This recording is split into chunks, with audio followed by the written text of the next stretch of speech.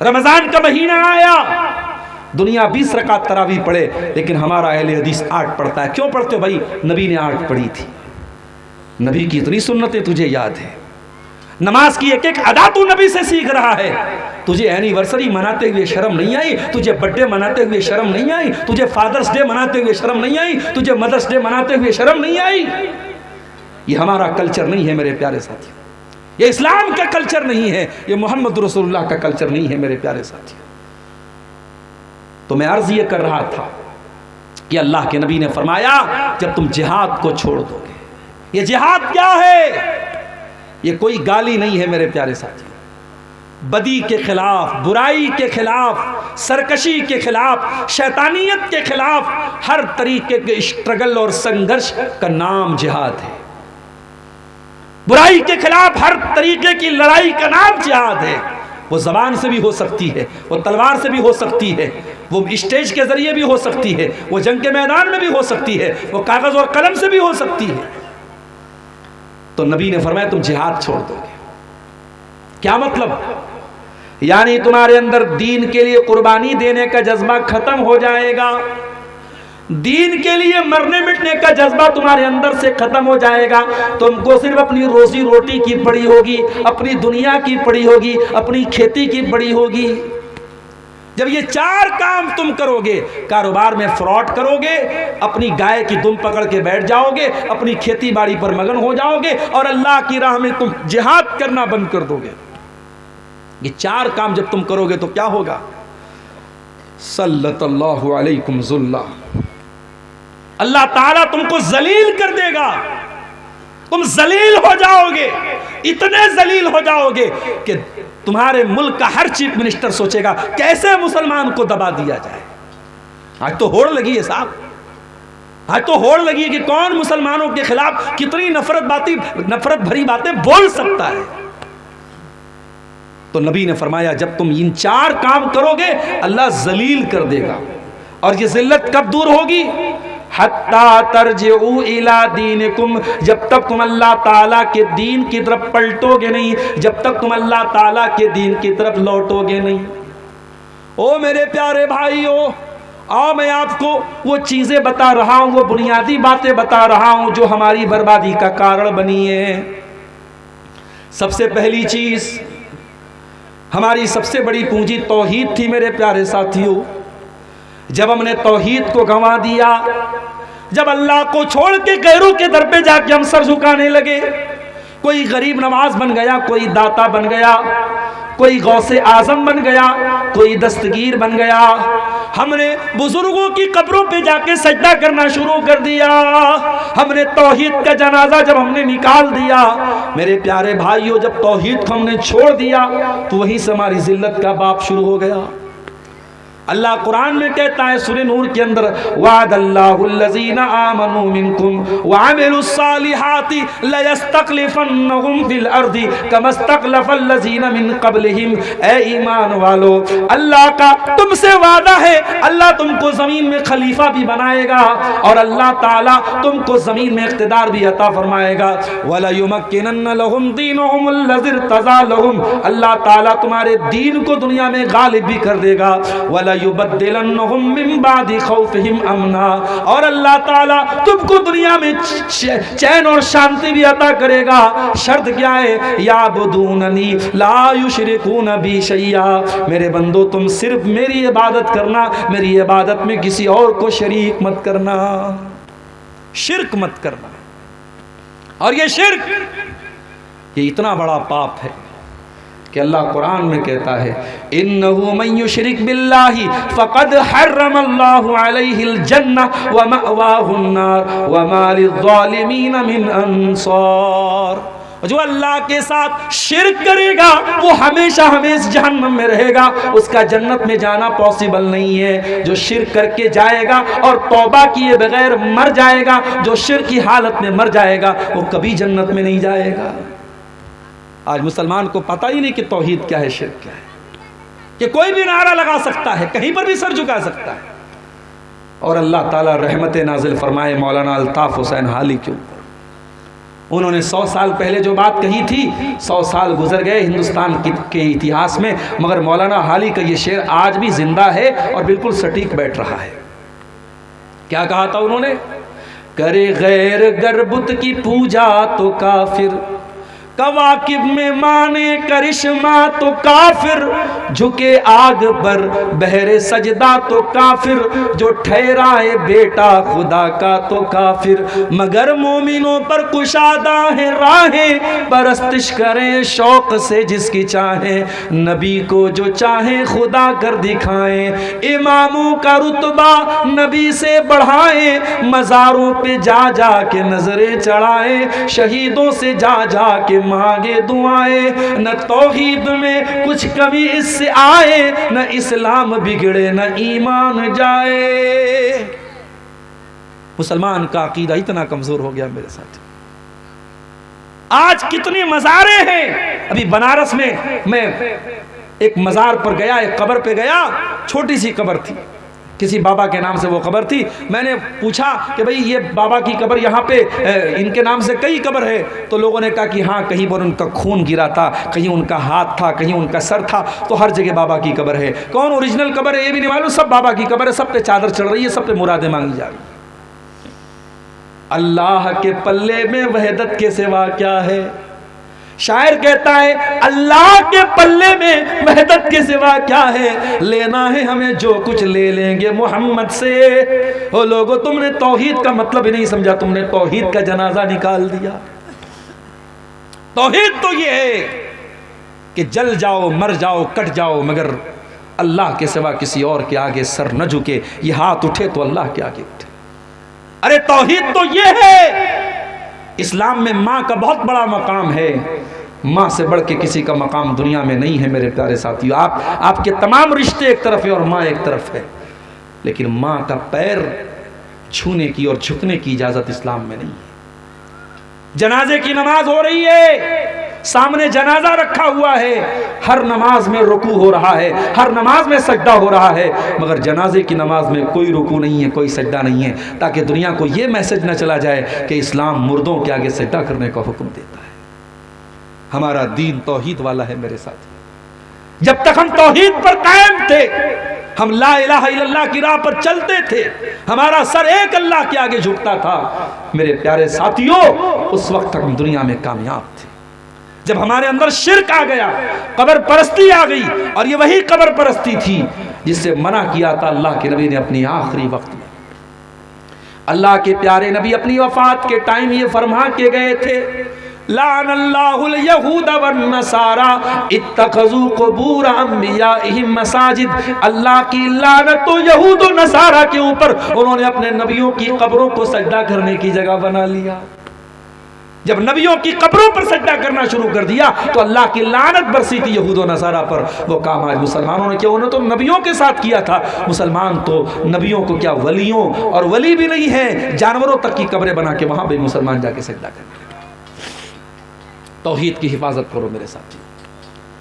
और ऐ नीमा के और इस गांव के रहने वाले मेरे भाइयों, अगर अपने बच्चों को काम के लिए बेंगलोर भेजते हो, अपने बच्चों को नौकरी करने के लिए दिल्ली भेजते हो, मुंबई भेजते हो, तो मेरा एक पैगाम याद रख लेना, अपने बच्चों को ऐसी तालीम दे करके भेजो, उनकी बुनियाद को इतना मजबूत करके भेजो कि आपका बच्चा अगर नीमा में अपने घर में अपने माँ बाप के साथ है तो वहां पर भी वो तौहीद के साथ कोई समझौता न करे, और दिल्ली चला जाए, बेंगलोर चला जाए, कलकत्ता चला जाए, हिंदुस्तान नहीं दुनिया के किसी कोने में चला जाए, तौहीद का दामन उसके हाथ से छूटने न पाए, वो शिर्क के करीब, अब शिर्क को अपने करीब फटकने न दे। इतना मजबूत कर दो मेरे प्यारे साथियों अपने बच्चों को।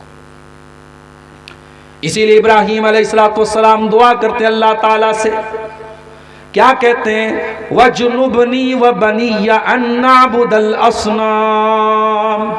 ऐ अल्लाह, तू मुझे भी बुत परस्ती से बचाना और मेरी आने वाली नस्लों को, मेरे बच्चों को भी तो बुत परस्ती से बचाना। पता ये चला कि अपने साथ साथ अपनी औलाद की भी चिंता करना चाहिए, अपनी आने वाली नस्लों की तौहीद की भी चिंता करनी चाहिए। तो पहला सबब यही है मेरे प्यारे साथियों, जब हमने तौहीद को छोड़ दिया तो दुनिया में हम जलील हो गए। उसके बाद दूसरी चीज़ जो हमारी बर्बादी की सबब बनी मेरे प्यारे साथियों, वो हमारा आपस का इख्तलाफ है। हम कहीं बिरादरियों में बढ़ गए, कहीं फ़िरक़ों में बढ़ गए, कहीं हम किसी और नाम पर बढ़ गए। कुरान कहता है वला तनाज़ऊ फतफ़शलू व तज़हब रिहुकुम, ऐ मुसलमानों आपस में झगड़ा न करो वरना तुम कमज़ोर पड़ जाओगे, जलील पड़ जाओगे, तुम्हारी हवा उखड़ जाएगी।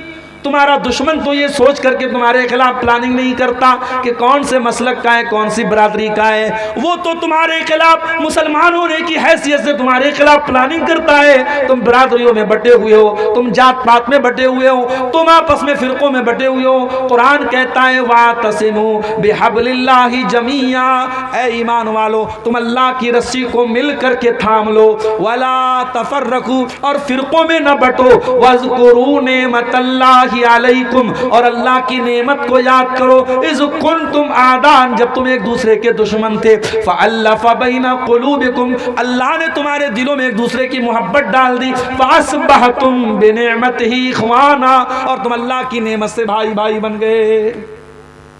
भाई भाई बन के रहो मेरे साथी, बटो नहीं आपस में, बंटवारे मत करो मेरे प्यारे साथी। और जो लोग ये कहते हैं कि उम्मत का इख्तलाफ रहमत है, वो बहुत बड़े झूठे लोग हैं। उम्मत का इख्तलाफ कभी रहमत नहीं रहा है। उम्मत जब जब लड़ी है और आपस में बटी है, उम्मत कमज़ोर हुई है मेरे साथी। इख्तलाफ मत करो आपस में, जहाँ तक हो सके इख्तलाफ को ख़त्म करने की कोशिश करो। अल्लाह कुरान में कहता है कुल हुवल कादिरु अला अन यबअसा अलैकुम अज़ाबम मिन फौकिकुम औ मिन तहति अर्जुलिकुम औ यल्बिसकुम शियआ। अल्लाह ताला तीन तरीके से अपना अजाब तुम पर उतारता है। कभी आसमान से तुम पर अजाब उतरता है, कभी तुम्हारे ज़मीन के नीचे से ज़मीन खिसकने लगती है, ज़लज़ला आ जाता है, भूकंप आ जाता है, बाढ़ आ जाती है। कभी ज़मीन के नीचे से तुम्हारे ऊपर अजाब आता है, कभी आसमान के ऊपर से अजाब आता है। औ यल्बिसकुम शियआ, और कभी कभी अल्लाह ताला तुमको आपस में लड़ा करके, टुकड़े टुकड़े करके, बांट करके तुम्हें अपने अजाब में मुब्तला करता है। तो ये बंटवारे, ये इख्तिलाफ, ये जमात बंदी, ये गिरोह बंदी मेरे प्यारे साथियों, ये भी आज हमें जलील कर रही है, हमारी जिल्लत और रुसवाई का बहुत बड़ा सबब है। उसके बाद तीसरी चीज, रसूल की नाफरमानी। जंगे ओहद याद है आपको? उसके बारे में पढ़ा है आपने, सुना है आपने? इस्लाम की दूसरी जंग थी ये, और मुसलमान ये जंग जीत चुके थे और माले गनीमत हासिल कर रहे थे मुसलमान। और नबी अकरम ने पहाड़ी दर्रे पर 50 सहाबे किराम को तैनात किया था कि कुछ भी हो जाए यहाँ से मत हटना। और उन 50 सहाबा का जो जिम्मेदार आपने बनाया था हज़रत अब्दुल्ला बिन जुबैर को। एक जुबैर है वो जे से हैं और जुबैर जीम से हैं, तो जुबैर नाम भी रख सकते हैं। तो जुबैर, अब्दुल्ला बिन जुबैर वहाँ पे थे पहाड़ के ऊपर। जब मुसलमानों ने ये देखा कि जंग तो हम जीत गए हैं, तो जो 50 तीरंदाज जिनको अल्लाह के नबी ने तैनात किया था, उनका आपस में इख्तिलाफ हो गया। कुछ लोगों ने कहा कि नबी ने हुक्म दिया था हमें यही रहना चाहिए। कुछ लोगों ने कहा नहीं, जंग तो जीत चुके हैं, अब वो हुक्म कैंसिल हो गया, अब चलो माले गनीमत हासिल करते हैं। 50 में से 37 लोग वहां चले गए, 13 लोग बचे। 37 चले गए, 13 बचे, 13 बचे। मुसलमानों की जंग तो जीत ही जा चुकी थी, मुसलमान जंग जीत चुके थे। काफिरों का लश्कर भाग रहा था और काफिरों के लश्कर में एक कमांडर थे जिनका नाम खालिद बिन वलीद था। हो नौजवानों, ओ रोनाल्डो के दीवानों, ओ विराट कोहली के दीवानों, ओ क्रिकेटरों के दीवानों, ओ फिल्मी गानों पर नाचने वाले नौजवानों, कभी मौका मिले तो खालिद बिन वलीद के बारे में भी पढ़ लेना। पढ़ नहीं सकते तो यूट्यूब पर जाके सुन लेना, और सुन नहीं सकते तो किसी आलिम से जाकर के पूछ लेना कि खालिद बिन वलीद कौन थे। खालिद बिन वलीद वो इंसान है जिस जंग का कमांडर खालिद बिन वलीद बन जाए, वो जंग खालिद बिन वलीद अपने दिमाग और अपने टैलेंट और अपनी सलाहियत के बल पे वो हारी गई जंग को भी जीत जाते थे। ये कमाल था। अभी खालिद बिन वलीद मुसलमान नहीं हुए थे, वो दूसरी पार्टी में थे, काफिरों के साथ लड़ रहे थे, मुशरिकों के साथ लड़ रहे थे। वो वापस जा रहे थे, मुशरिकीन हार चुके थे, वापस जा रहे थे। उनकी नजर उस पहाड़ी दर्रे पर पड़ी। उन्हें नजर आ गया कि ये वो वीक पॉइंट है जहां से मुसलमानों पर पीछे से हमला किया जा सकता है। उन्होंने देखा वहां सिर्फ गिनती के 13 लोग बचे हैं। उन्होंने अपने सिपाहियों से कहा चलो हम यहां से हमला करते हैं। उन्होंने पीछे से जो हमला किया है मुसलमानों पर, मुसलमान इस हमले के लिए तैयार नहीं थे और जीती जंग मुसलमान हार गए। 70 सहाबा शहीद हुए, अल्लाह के नबी जख्मी हुए, आपके दांत टूटे, आप जो लोहे की टोपी पहने हुए थे वो उसकी कड़ियां आपके गाल में धंस गई। बहुत तकलीफ उठाई मुसलमानों ने। नबी का एक हुक्म तोड़ने की वजह से बहुत तकलीफ उठाई मुसलमानों ने। अल्लाह ने कुरान में जब इस वाक़े को बयान किया, अल्लाह ने फरमाया हत्ता इज़ा फशिलतुम व तनाज़अतुम फिल अम्री व असैतुम मिन बादि मा अराकुम मा तुहिब्बून। ऐ मुसलमानों, अल्लाह ताला तो जंगे ओहद में भी तुम्हारी मदद कर रहा था।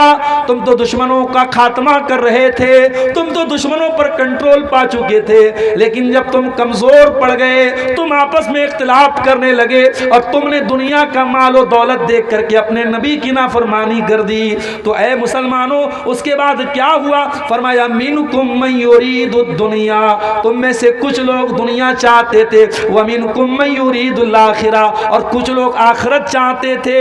वलक सुम्मा सरफकुम अन्हुम लियब्तलियकुम, फिर अल्लाह ताला ने दुश्मनों को तुमसे फेर दिया, वरना दुश्मन चाहते तो तुमको जड़ से मिटा सकते थे, मगर अल्लाह ताला ने उनको फेर दिया। अल्लाह तुम्हारा इम्तिहान लेना चाहता था।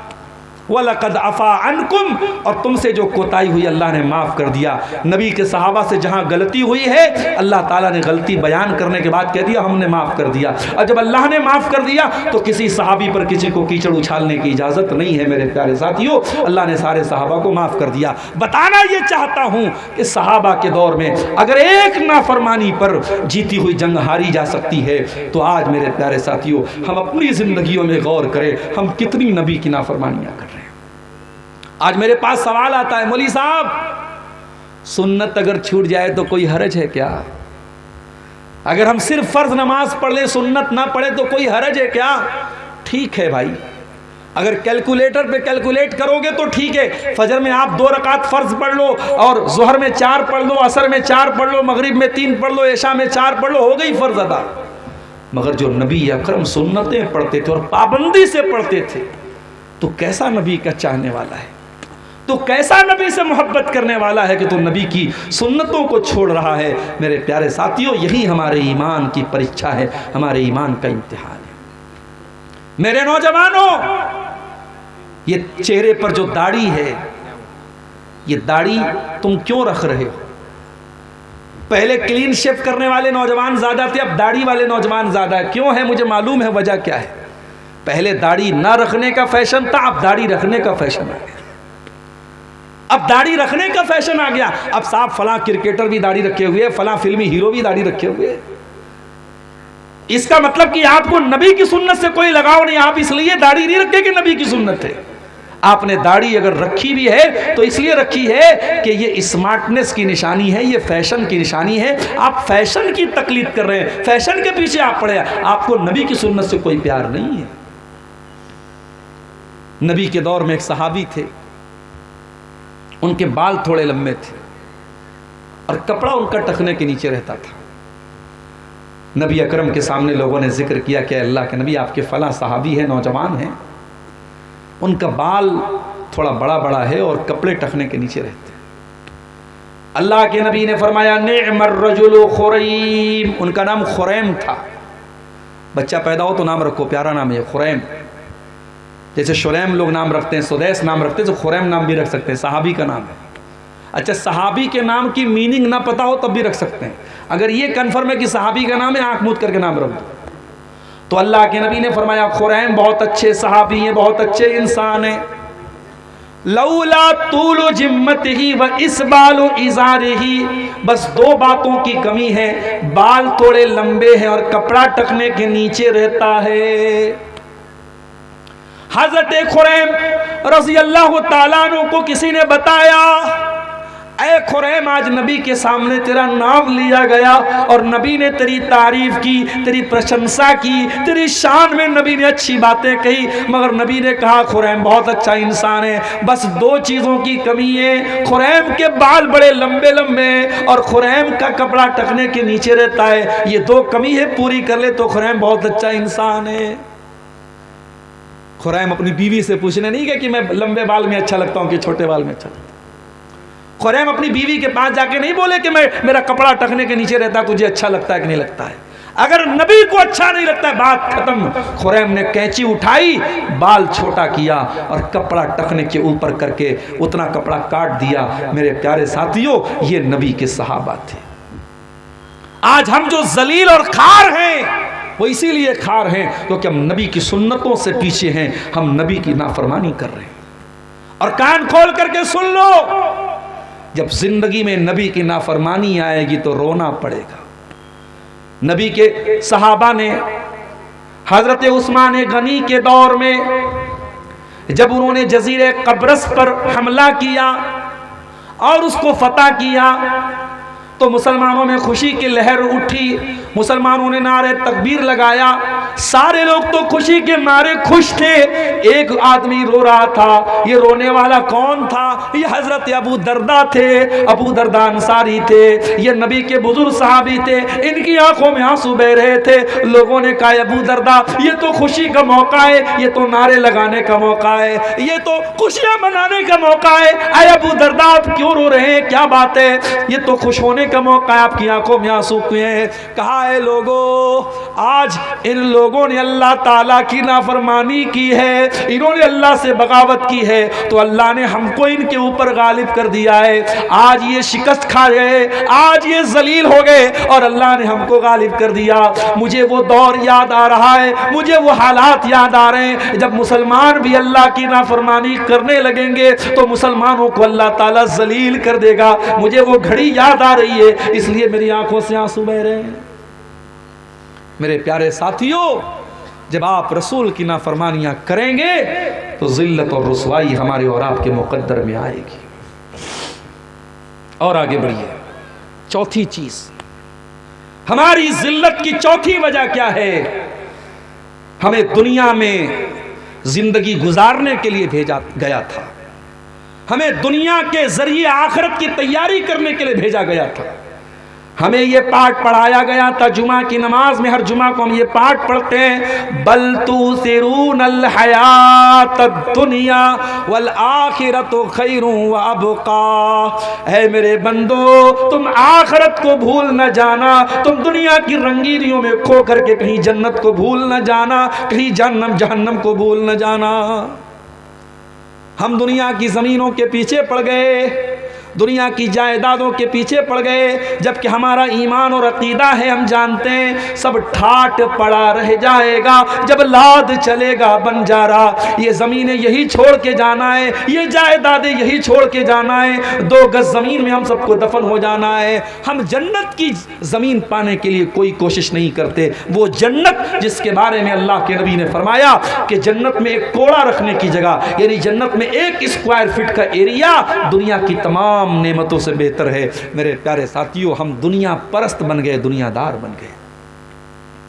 हमारे नबी की जिंदगी उठा के देखो, शायर कहता है, सलाम उस पर जो उम्मत के लिए रातों को रोता था, सलाम उस पर जो फर्शे खाक पर जाड़े में सोता था, सलाम उस पर कि जिसके घर में चांदी थी न सोना था, सलाम उस पर कि टूटा बोरिया जिसका बिछौना था।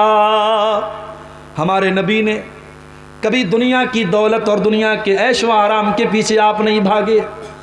आप चाहते तो सोने चांदी के ढेर लगा सकते थे, आप चाहते तो आलीशान मदीना में अपना महल बनवा सकते थे, मगर मेरी प्यारी माँ बहनों, जरा नबी की बीवियों के हालात जाके पढ़ लेना।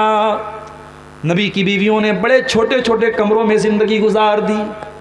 आज तुम्हारे घर में वॉशिंग मशीन भी आ गया, तुम्हारे घर में गैस का चूल्हा भी आ गया, सर्दी के मौसम में हीटर भी आ गया, चाय बनाने के लिए इलेक्ट्रिक केतली भी आ गई, आयरन करने के लिए इलेक्ट्रिक आयरन भी आ गया, दुनिया की सारी नेमतें तुमको मिल चुकी है, लेकिन फिर भी मेरी प्यारी बहनों आज भी तुम्हारी जबान पर अल्लाह का शुक्र नहीं है। आज भी तुमसे पूछा जाए तो कुछ ना कुछ तुम कमी निकाल दोगी। कभी गौर करो कि नबी की बीवियों ने कैसी जिंदगी गुजारी।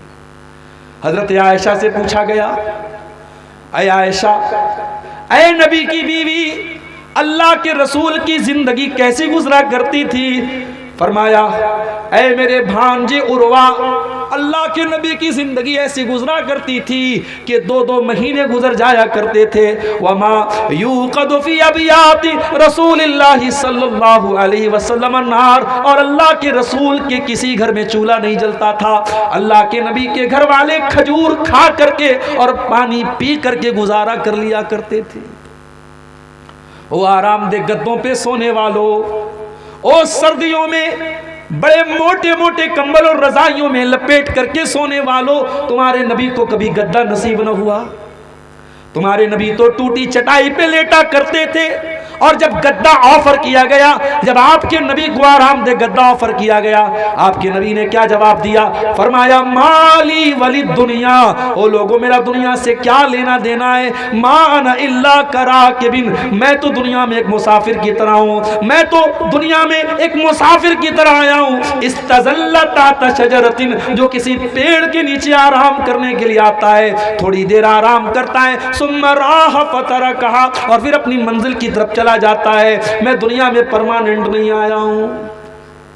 ये पैगाम आपके नबी ने आपको दिया है मेरे प्यारे साथियों, ये पैगाम हमने भुला दिया, ये मैसेज हमने भुला दिया। दुनिया हाय दुनिया, हाय दुनिया, हमारी जिंदगी दुनिया के लिए, सुबह से लेकर शाम तक दुनिया के लिए जीते और मरते हैं, जबकि ये दुनिया अल्लाह के नबी की नज़र में कैसी थी और अल्लाह की नज़र में कैसी थी मेरे साथी। नबी अकरम सहाबा के साथ जा रहे थे, रास्ते में एक बकरी का बच्चा मरा हुआ पड़ा था, छोटे छोटे कान वाला। आपने उस मरे हुए बकरी के बच्चे के कान को पकड़ा।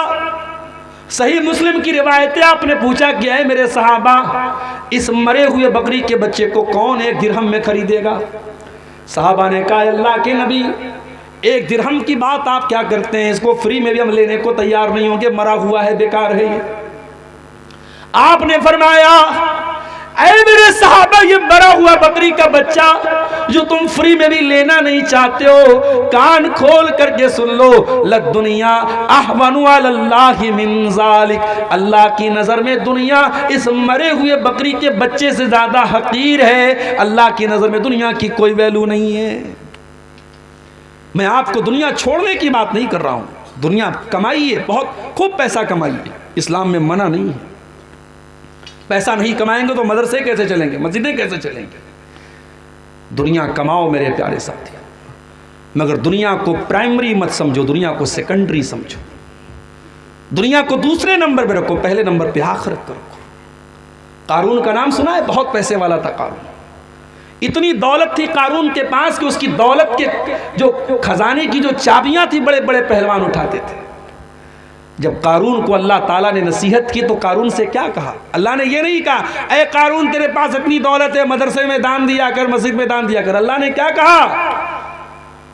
फरमाया, वब्तगी फीमा आताकल्लाहु दारल आखिरा, ऐ कारून तुझको अल्लाह ने दौलत से नवाजा है, अपनी दौलत के जरिए तू आखिरत की तैयारी कर। वला तंस नसीबक मिनद दुनिया, और ऐ कारून दुनिया में जो तेरा हिस्सा है, अपनी दुनिया के हिस्से को भी तू मत भूल, दुनिया का भी हक अदा कर, लेकिन असल मकसद तू आखिरत को बना ले। तेरी जिंदगी का प्राइमरी मकसद आखिरत होना चाहिए।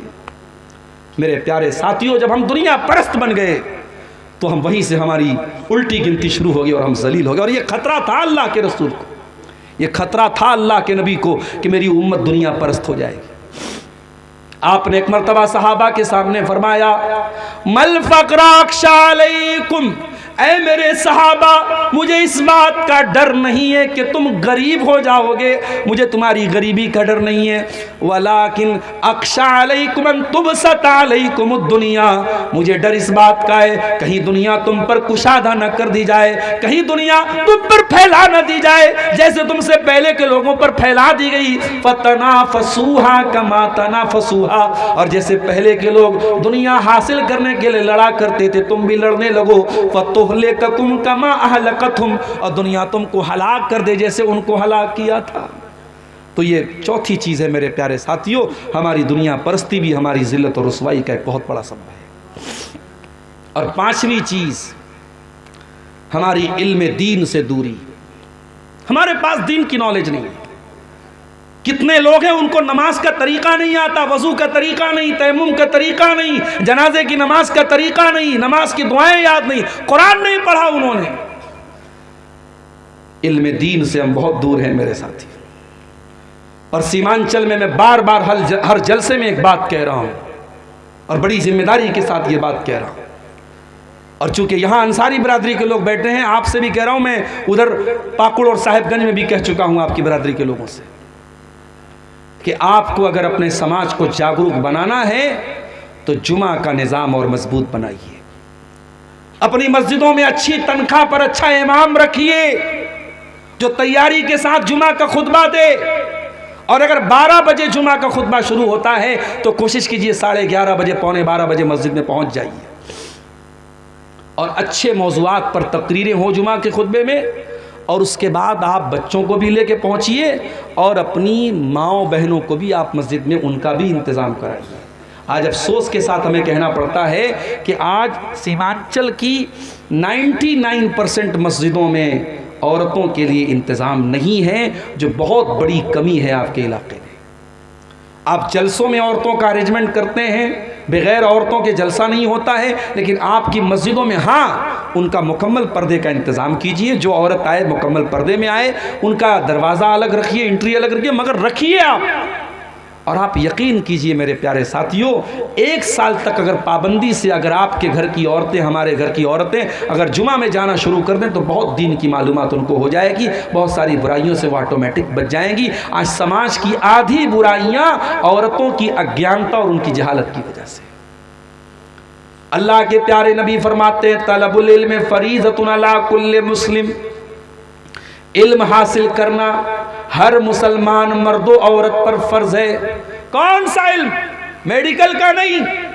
हमारी कौम के लोग डॉक्टर बने, अच्छी बात है, मगर ये कंपलसरी नहीं है।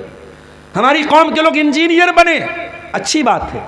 और आज अफसोस के साथ कहना पड़ता है कि आपकी अंसारी बिरादरी आज तालीम के मैदान में बहुत पीछे है। आप इसी सीमांचल में रहते हैं, शेरशाबादी भाइयों ने तो अपने आप को डेवलप किया है। आज कटिहार में किसी ने मुझे बताया कि 100 डॉक्टर अगर आपको मिलेंगे मुसलमान तो 80 आपको शेरशाबादी मिलेंगे, मगर आपकी अंसारी बिरादरी आज इस मामले में भी दुनिया की तालीम में भी पीछे है। हम मजदूर हैं तो हम चाहते हैं हमारा बच्चा भी मजदूर हो जाए। जिसके 4-5 बेटे हैं वो कहता है बस 10 साल की परेशानी, उसके बाद तो मेरे बेटे कमाने लगेंगे। आपकी ज़िंदगी का एक ही मकसद है, बेटा बड़ा हो उसको मजदूरी करने के लिए भेज दिया जाए, काम करने के लिए भेज दिया जाए। मेरे प्यारे साथियों, कुछ कुर्बानी दे करके अपने बच्चों को तालीम के मैदान में भी आगे बढ़ाओ। कुछ बच्चे आपके डॉक्टर बने, कुछ बच्चियाँ आपकी डॉक्टर बने, कुछ बच्चे आपके इंजीनियर बने। आज असली तालीम में भी हम पीछे हैं। और दीन की जो तालीम है, अल्लाह कौन है, रसूल कौन है, और ईमान क्या है, और इस्लाम क्या है, ये जो मोटी बातें हैं ये सब का जानना ज़रूरी है। उसके लिए भी आप मस्जिदों में मकतब कायम कीजिए। अल फलाह एकेडमी जैसे इदारे जो आपके बच्चों को दुनिया के साथ साथ दीन की तालीम देते हैं, इन इदारों से अपने बच्चों को जोड़िए। मेरे प्यारे साथियों, अफसोस के साथ कहना पड़ता है आज दुनिया की तालीम तो थोड़ी बहुत हम हासिल भी कर रहे हैं, मगर दीन की तालीम में बहुत पीछे हैं। अल्लाह कुरान में कहता है यालमून ज़ाहिरम मिनल हयातिद दुनिया व हुम अनिल आखिरति हुम गाफिलून, कि मेरे बंदे दुनिया की बहुत नॉलेज रखते हैं लेकिन आखिरत से बहुत गाफिल हैं, दीन से बहुत गाफिल हैं। मेरे प्यारे साथियों, आप दीन की जानकारी हासिल कीजिए। उसके बाद छठी चीज़, यहूद व नसारा की अंधी तकलीद। आज जो गाना वायरल हो जाए फेसबुक और सोशल मीडिया पर, हमारे छोटे छोटे बच्चे भी गा रहे हैं। जो कपड़ा वायरल हो जाए हमारे घर की लड़कियां भी पहनने लगती हैं। आपके घर में लड़कियां नकाब पहन रही हैं, नकाब में भी जो फैशन चल गया, नकाब के ऊपर माशाअल्लाह लिखा है तो माशाअल्लाह वाले नकाब बहुत मार्केट में आपको मिल जाएंगे। इस्लाम की शहजादी लिखा है तो शहजादी वाले माइक जो है आपको नकाब बहुत सारे मिल जाएंगे। मेरे भाइयों, फैशन के पीछे मत भागो, आप खुद अपना एक फैशन बनाओ। मैं कहता हूं अगर मुसलमान नौजवान ढंग का लिबास पहने, टखने के ऊपर उसका कपड़ा हो, चाहे वो पैंट ही पहने, शर्ट ही पहने, कुर्ता पैजामा पहने, शेरवानी पहने, क्या ये फैशन नहीं है?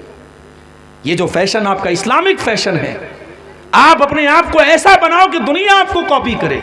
दुनिया को कॉपी मत करो मेरे प्यारे साथी।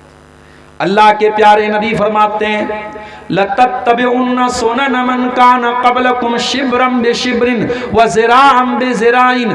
तुम अपने से पहले के लोगों के तरीके पर चलोगे। अगर वो एक बित्ता चलेंगे तो तुम एक बित्ता चलोगे। बित्ता बूझ रहे हैं ना, समझ रहे हैं ना? एक बित्ता चलेंगे तो तुम भी एक बित्ता चलोगे, एक हाथ चलेंगे तो तुम भी एक हाथ चलोगे। हत्ता लौ सलकू जो रज़बिन, और अगर वो किसी जानवर के बिल में चले जाएंगे तो तुम भी बिल में चले जाओगे। Happy new year. मेरे फेसबुक पर भी 2-4 लोग मुसलमान जुड़े हैं किशनगंज के और कहाँ के, देखा साहब वो हैप्पी न्यू ईयर मना रहे हैं। हैप्पी न्यू ईयर मना रहे हैं। हैप्पी न्यू ईयर क्यों मना रहे हो भाई? बेगाने की शादी में अब्दुल्ला क्यों दीवाना हो रहा है? ना आपका कैलेंडर है ना आपका। अब चलो ठीक है, आपके मुल्क में यही कैलेंडर चल रहा है, आप तारीख उसी में लिख रहे हो, नोट करो, कोई बात नहीं, लेकिन आप नया साल मना रहे हो। इस्लाम में कोई नया साल मनाने का कॉन्सेप्ट नहीं है। इस्लाम तो हमें ये तालीम देता है कि हर गुजरते हुए साल के साथ हम अपने आप को इवेलुएट करें, अपने आप को एनालाइज करें, अपना तज्जिया करें, अपने आप को जांचें परखें कि हमारे अंदर क्या कमी है, क्या कोताही है, हमारी नेकियों में इजाफा हुआ कि नहीं हुआ, हमारी कमियों में दूरी हुई कि नहीं हुई। हम तो साहब नया साल मना रहे हैं। तो हम दूसरों की नकल न करें मेरे प्यारे साथियों। और उसके बाद 2 चीज़ें और बयान करके बात ख़त्म कर रहा हूँ। औरतों का बिगाड़ भी एक बहुत बड़ी वजह है हमारी कौम की तबाही और बर्बादी के पीछे। आज हमारी औरतें, माफ कीजिएगा, मैं तो जिम्मेदार मर्दों को ही मानता हूं। अगर हमारी कौम की बेटियां आज बेहया हुई हैं तो ऐसा नहीं है कि मर्द हजरात वो दूध के धुले हैं। अगर लड़की बेपर्दा घूम रही है तो उस बेपर्दा लड़की को घूरने वाले और देखने वाले मर्द हजरात ही हैं। अगर लड़की किसी के साथ भागी है तो जिसके साथ भागी है वो कोई लड़का ही है। ताली एक हाथ से नहीं बजती है मेरे प्यारे साथी। समाज अगर दूषित हुआ है, समाज अगर खराब हुआ है, हम सिर्फ औरतों को भी जिम्मेदार करार नहीं दे सकते, हम सिर्फ मर्दों को भी जिम्मेदार करार नहीं दे सकते। आज हमारी घर की औरतें जो बेपर्दगी हमारे यहाँ आई है, जो महरम गैर महरम का फर्क हमारे यहाँ मिटा है, जो देवर भाभी के बीच में जो सीमाएं होनी चाहिए वो सीमाएं क्यों नहीं है, जो जीजा साली के बीच में जो हदें होनी चाहिए वो हदें क्यों नहीं है, हमारे घर में पर्दे का माहौल क्यों नहीं है, हमारी जवान होने वाली बेटी जब घर से निकलती है तो बेपर्दा क्यों निकलती है, उसको टाइट किस्म के कपड़े कौन ला के दे रहा है, उसे बाइक पर घुमाने बेपर्दा कौन जा रहा है। अकबर इलाहाबादी ने बिल्कुल सही कहा था, बेपर्दा नजर आई कल जो चंद बीबियां, अकबर ज़मीन में गैरत कौमी से गड़ गया। पूछा जो उनसे आपका पर्दा वो क्या हुआ, कहने लगी कि अक्ल पे मर्दों के पड़ गया। मेरी प्यारी माओ बहनों, मैं आपको भी यही संदेश देना चाहता हूँ, आप अगर नकाब में निकलती हैं, पर्दे में निकलती हैं तो अपने पर्दे की लाज रखना। दुनिया आपके पर्दे को जब देखती है तो दुनिया आपके पर्दे को इस्लाम से जोड़ती है, और जब आप नकाब पहन करके कोई गलत काम करेंगी तो दुनिया ये नहीं कहेगी कि लड़की ने किया, दुनिया कहेगी इस्लाम की मानने वाली लड़की ने किया। ओ मेरी प्यारी माँ बहनों, अपने नकाब की लाज रखना, अपने पर्दे की लाज रखना, अपने हिजाब की लाज रखना, अपने हिजाब की इज्जत का ख्याल करना। अपने घर से जब भी निकलना तो नकाब और पर्दे में निकलना, और जब तक ये पर्दा है तुम्हारे अंदर तो सिर्फ एक ड्रेस इसको मत समझना। ये पर्दा एक कल्चर बताता है जो इस्लाम का कल्चर है। ये पर्दा दुनिया को ये मैसेज देता है कि आप इज्जतदार घर से आपका ताल्लुक है। और नौजवान लड़कों से कहना चाहूँगा कि अपनी निगाहों को नीची करके चलो, ज़माना बहुत ख़राब है, बहुत बेहयाई फैल गई है, मगर अल्लाह ताला के आपको हिसाब देना पड़ेगा कि तुमने अपनी निगाहों को बेबाक कर दिया, क्यों तुमने अपनी निगाहों को आवारा छोड़ दिया। इन आँखों से गलत चीज़ों को अगर देखते हो तो ये आँखों का ज़िना है, अपनी आँखों को ज़िना से बचा लेना। इंस्टाग्राम और स्नैपचैट पर बेहुदा वीडियोज़ देखने वाले नौजवानों, अपनी आँखों के साथ साथ अपने शरीर को और अपनी जवानी को बर्बाद मत करो। कहीं ऐसा न हो कि ये गंदी चीज़ें देखते देखते तुम इस कदर कमज़ोर हो जाओ कि एक वो दिन आए कि जब तुम शादी के काबिल भी न बचो, तुम बीवी बच्चों के काबिल भी न बचो, तुम्हारी ज़िंदगी से रौनकें ख़त्म हो जाएं, तुम्हारी ज़िंदगी से खुशियाँ ख़त्म हो जाएं। और आखिरी बात बयान करके मेरे प्यारे साथियों मैं आपसे इजाज़त लूँगा, वक्त काफ़ी ज़्यादा हो गया, सर्दी का मौसम है, मैं तबीयत की नासाजी के बावजूद काफ़ी देर से आपके सामने खिताब कर रहा हूँ। एक आखिरी पॉइंट पर बात ख़त्म करता हूँ। आज हमारी जो ज़िल्लत और रुसवाई है मेरे प्यारे साथियों, उसमें एक बहुत बड़ी वजह तवक्कुल की कमी है। हमें अल्लाह की मदद पर यकीन नहीं है, हमें अल्लाह की तकदीर पर यकीन नहीं है। याद रखो, हम मुसलमान हैं और मुसलमान जिन चीज़ों पर ईमान रखता है उसमें से एक अल्लाह की तकदीर है। हमें अल्लाह की तकदीर पर भी हमारा ईमान है, हमारा ये अकीदा है, कुल्लन युसीबना इल्ला मा कतबल्लाहु लना। हमें नहीं पहुंच सकती कोई मुसीबत जब तक अल्लाह हमारे मुकद्दर में न लिख दे। अगर अल्लाह ने कोई मुसीबत हमारे मुकद्दर में लिख दी तो दुनिया की कोई ताकत हमें बचा नहीं सकती, और अल्लाह ने अगर बचाना लिखा है तो दुनिया की कोई ताकत हमें वो मुसीबत दे नहीं सकती। तवक्कुल करो, अल्लाह की ज़ात पर यकीन करो, पक्के ईमान वाले बनो। अगर तुम्हारा ईमान पक्का होगा अल्लाह तुम्हें रुसवा नहीं करेगा। मेरे प्यारे साथियों, मैंने खुतबा मसनूना के बाद जो आयत पढ़ी थी उस आयत में यही पैगाम आपको दिया गया है, या अय्युहल्लज़ीना आमनू इन तंसुरुल्लाह यंसुरकुम व युसब्बित अक़दामकुम। ऐ ईमान वालो, जब तुम अल्लाह के दीन की मदद करोगे तो अल्लाह तुम्हारी मदद करेगा और अल्लाह तुम्हें साबित कदम रखेगा, अल्लाह तुम्हारे कदम को मजबूत रखेगा, अल्लाह तुम्हें टूटने नहीं देगा, बिखरने नहीं देगा। याद करो अपने नबी के दौर के हालात। कभी आपके नबी गारे सौर में थे और दुश्मन बिल्कुल करीब पहुंच चुका था और आपके नबी ने अपनी ज़बान से कहा था हज़रत अबू बकर सिद्दीक़ से, ला तहज़न इन्नल्लाह माअना, ऐ अबू बकर डरो नहीं, अल्लाह हमारे साथ है। कभी हज़रत मूसा अलैहिस्सलाम ने कहा था अपनी कौम से, इन्ना मई रब्बी सयहदीन, मेरा अल्लाह मेरे साथ है, वो ज़रूर कोई ना कोई रास्ता निकालेगा। कभी इब्राहीम अलैहिस्सलाम ने कहा था जब अपनी कौम को छोड़ के जा रहे थे, इन्नी ज़ाहिबुन इला रब्बी सयहदीन, मेरा रब ज़रूर कोई ना कोई रास्ता निकालेगा। मेरे प्यारे साथियों, आज समंदर में रास्ता आज भी बन सकता है। हमारे पास मूसा के ईमान वाला असा तो हो, मूसा के तवक्कुल वाला असा तो हो। अपने तवक्कुल को मजबूत कीजिए, अपने ईमान को मजबूत कीजिए। ये कमज़ोरी की चादर उठा के फेंक दीजिए, ये जिल्लत और रुसवाई और बुज़दिली की चादर उठा के फेंक दीजिए। बुज़दिल न बनो, कमज़ोर न बनो।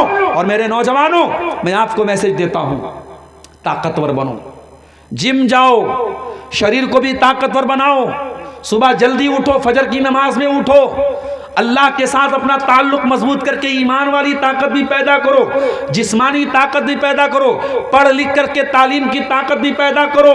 हर एतबार से ताकतवर बनो। और जब एक मुसलमान ताकतवर बनेगा तो वो अपनी ताकत का दुरुपयोग नहीं करेगा, वो ताकत का गलत इस्तेमाल नहीं करेगा, वो किसी कैफे में जाके किसी बेकसूर को नहीं मारेगा, किसी की मॉब लिंचिंग नहीं करेगा, किसी की हत्या नहीं करेगा, किसी के मजहब पर छीटाकशी नहीं करेगा। जो सच्चा पक्का मुसलमान होगा वो अपनी ताकत का कभी मिसयूज नहीं करेगा। उसकी ताकत का इस्तेमाल होगा तो जुल्म के खात्मे के लिए होगा, उसकी ताकत का इस्तेमाल होगा तो मजलूम की मदद के लिए होगा, उसकी ताकत का इस्तेमाल होगा तो जालिम के खिलाफ होगा। मेरे प्यारे साथियों, ताकतवर बनिए, देश के काम आइए, कम्युनिटी के काम आइए, समाज के काम आइए। आखिरी हदीस पढ़ के बात खत्म कर रहा हूँ। अल्लाह के प्यारे नबी ने फरमाया, खैरुन्नास अनफअहुम लिन्नास, लोगों में सबसे बेहतरीन वो है जो लोगों के लिए लाभदायक हो, जो लोगों को फ़ायदा पहुंचाता हो। आप देखिए आपकी ज़ात से समाज को क्या फ़ायदा पहुंच रहा है। मेरे प्यारे साथियों, ये असबाब ज़वाल उम्मत के मौजू पर चंद बातें आपके सामने रखी गई, इस उम्मीद के साथ कि हम अपनी कमज़ोरियों को टटोलेंगे, अपने गरेबानों में झांकेंगे और इन कमियों को दूर करके हम अपनी इस्लाह करेंगे। रब्बुल आलमीन से दुआ है, इला आलमीन।